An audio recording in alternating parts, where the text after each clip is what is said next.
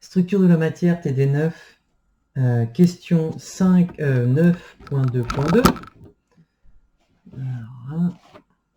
Là. 9.2.2. Donc cette fois, on considère un tore.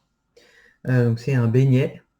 Un beignet de section rectangulaire. D'accord? Donc c'est plutôt une frite recourbée sur elle-même. On le considère plein dans un premier temps, d'accord, sans entrefaire. J'ai pas mon compas. Ouais, tant pis. Ouais, on le considère plein sans entrefaire.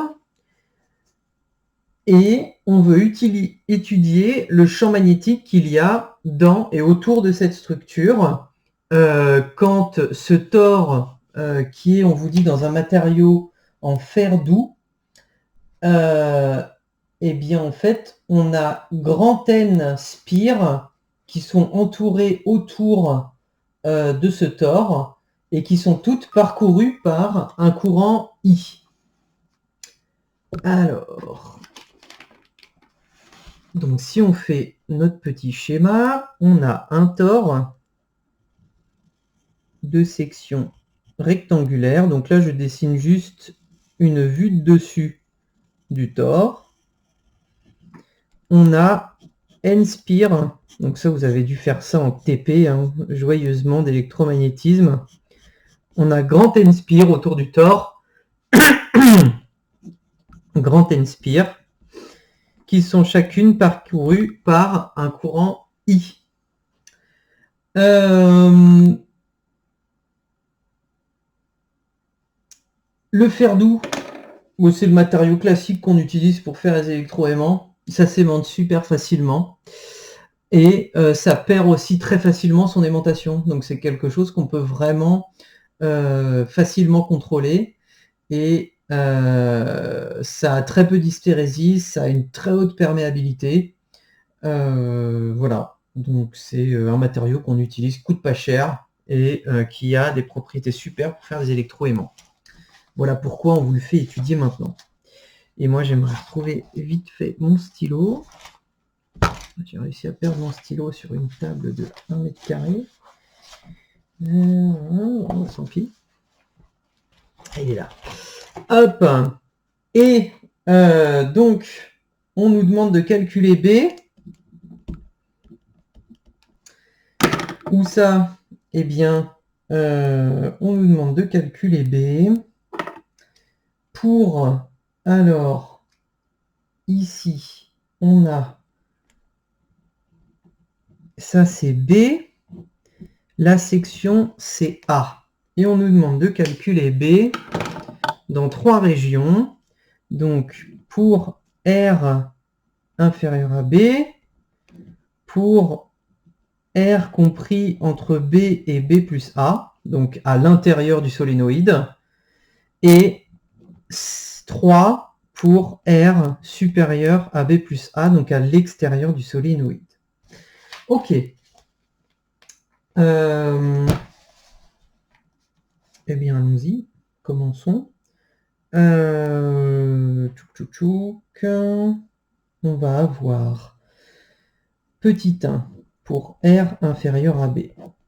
Eh bien, allons-y. On va commencer par utiliser les relations qu'on a établies au 9.2.1 pour les relations, les formes intégrales du théorème d'Ampère. Donc cette fois, on n'est pas dans le vide, on a un matériau, donc on va essayer de raisonner avec H.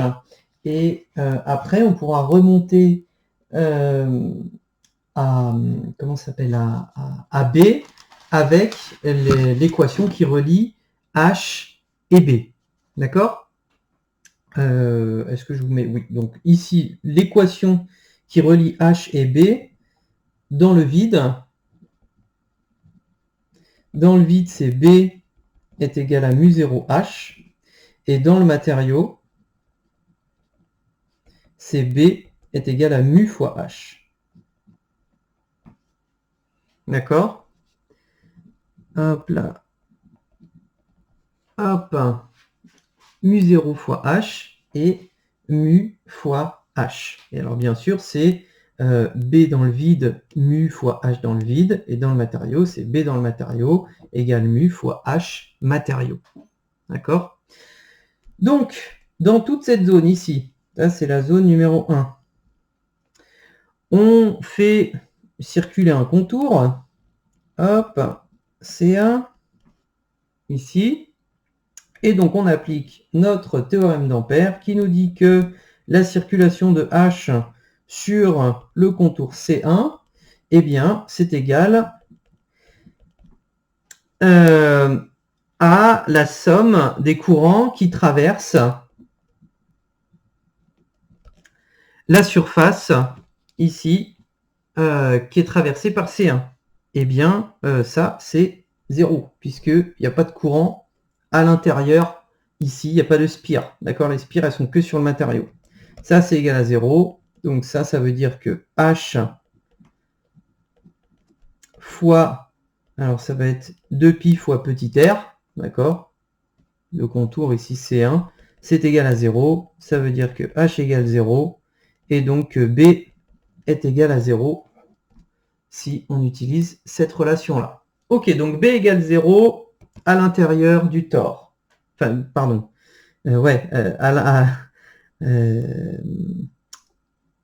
Pas confondre à l'intérieur du tore et dans le matériau. Dans la région 1. Voilà, pour R inférieur à B, dans le vide, B est nul.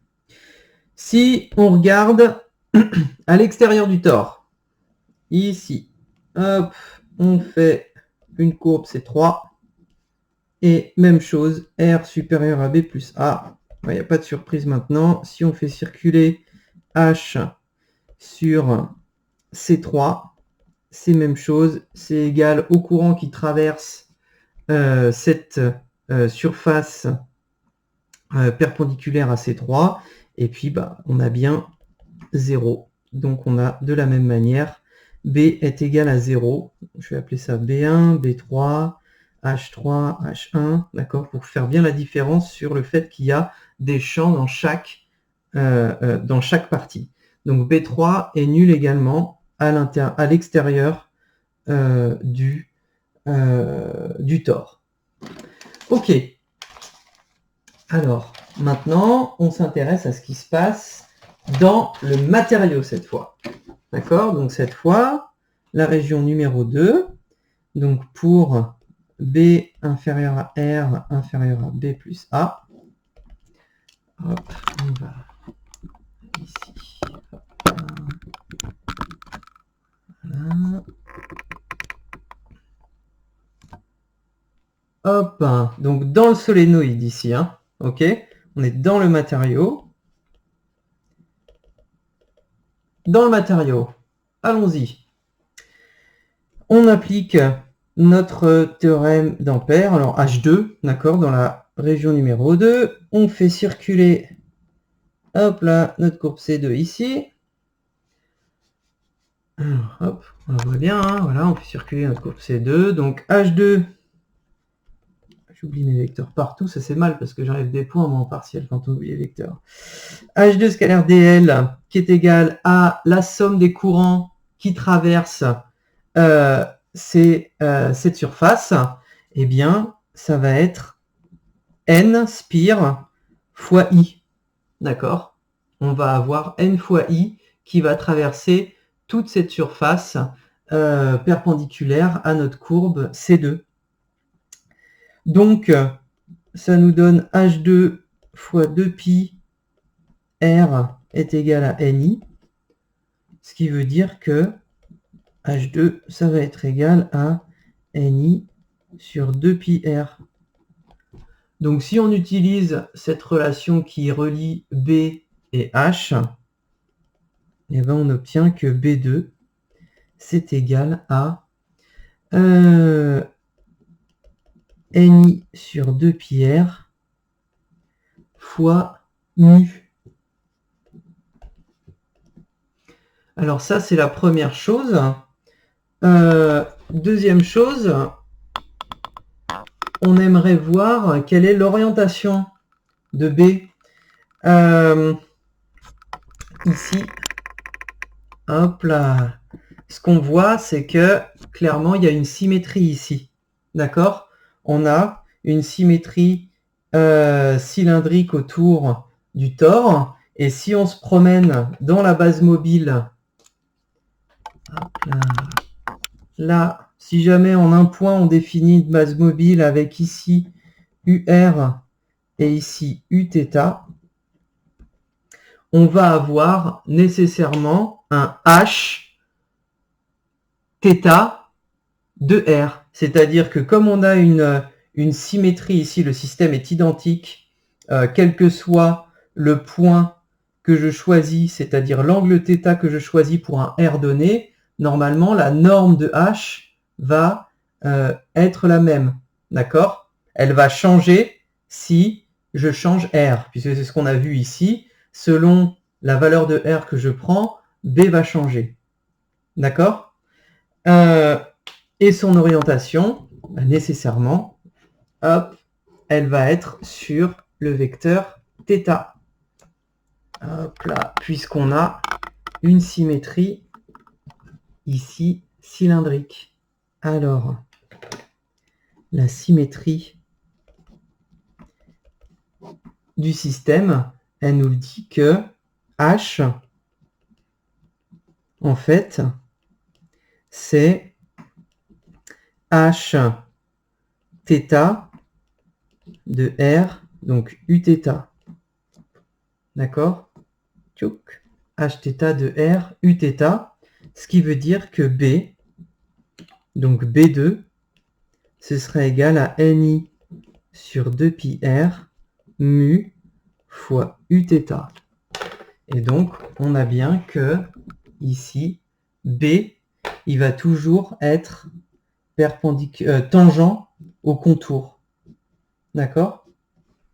Hop, B ici, il va toujours être tangent au contour et perpendiculaire à l'élément de surface ds.